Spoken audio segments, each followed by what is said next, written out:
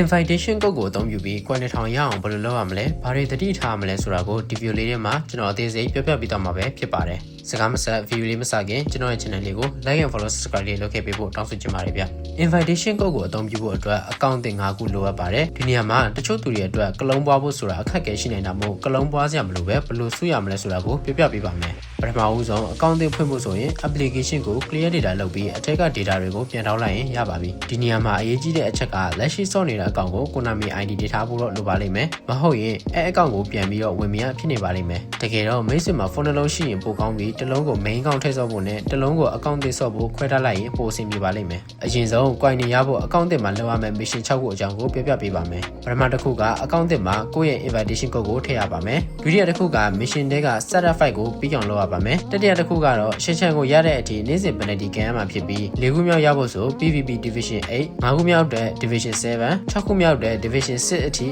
အောင်ဆော့ရမှာပဲဖြစ်ပါတယ်အကောင့်သစ်ရပြီဆိုရင် extra တွေက invitation နဲ့တွားပြီးတော့ under invitation code ဆိုတဲ့နေရာမှာမိမိရဲ့ code ကိုထည့်ပေးလိုက်အောင်ပါပဲဒါဆို coin 50စရပါပြီပြီးရင် setup file ကိုပြည့်အောင်ဖြစ်ရှင်းချန်ကိုရတဲ့အထိနေ့တိုင်း penalty ကန်ပြီး Division 6အထိရောက်ရင် account တစ်ခုအတွက် mission 6ခုလုံးအောင်သွားပါပြီဒီနေရာမှာတစ်ခုရှိတာကရှင်းချန်ကိုရအောင်လုပ်ရမယ့်ကိစ္စပါ penalty တစ်ခါဝင်မှ space 6ခုပဲတက်တာမို့ရှင်းချန်ကိုရတဲ့အထိ space 35ခုလုံးရဖို့ဆို6ရက်ကြာပါလိမ့်မယ်ဒါတော့တရက်လောက်မဝင်မိရင် space နည်းနည်းပဲတက်မှာမို့အနည်းဆုံးတစ်ပတ်လောက်နေ့တိုင်းဝင်ကန်နေဖို့လိုအပ်မှာပါဒါကြောင့် coin ပြည့်ရဖို့ဆိုရင် account တစ်ခုကိုတစ်ပတ်လောက်ဆော့ရမှာဖြစ်ပြီးအဲ့တစ်ပတ်အတွင်း75ခုလုံးအပြည့်ဖြည့်ပြီး division 6အထိရအောင်တင်ထားဖို့အကြံပေးခြင်းပါတယ်ဆိုတော့ account တစ်ခုကိုတစ်ပတ်လုံးနဲ့တွေ့ရင် coin 1000အပြည့်ရဖို့ account 5ခုစာအတွက်ဆိုအနည်းဆုံး35ရက်လောက်ကြာနိုင်ပါတယ်ဒါကြောင့်ကလုံးမပွားနိုင်ရင်ဖုန်းနှလုံးလောက်ထားဆော့ဖို့အကြံပေးခြင်းတာပါတခုရှိတာကအထက်ပုံမြန်ခြင်းရင် penalty ကန်ရင်ရမယ့် coin 250ကိုမယူပဲ setup file နဲ့ division ကိုသာမြင်တင်နိုင်ရင်ကိုမြန်ရင်မြန်တဲ့လောက်အချိန်ကိုတက်တာပါလိမ့်မယ်ကဲဒီ video လေးကတော့ဒီလောက်ပါပဲအားလုံးပဲအဆင်ပြေကြလိမ့်မယ်လို့မျှော်လင့်ပါတယ်မသိတာတွေနားမလည်လိုက်ရှိရင်လည်း comment အောင်ပါမှန်ခဲ့ပေးကြပါအောင်ဗျအားလုံးကျေးဇူးများတင်ပါတယ်နောက်ထပ် video မှာပြန်တွေ့ကြတာပေါ့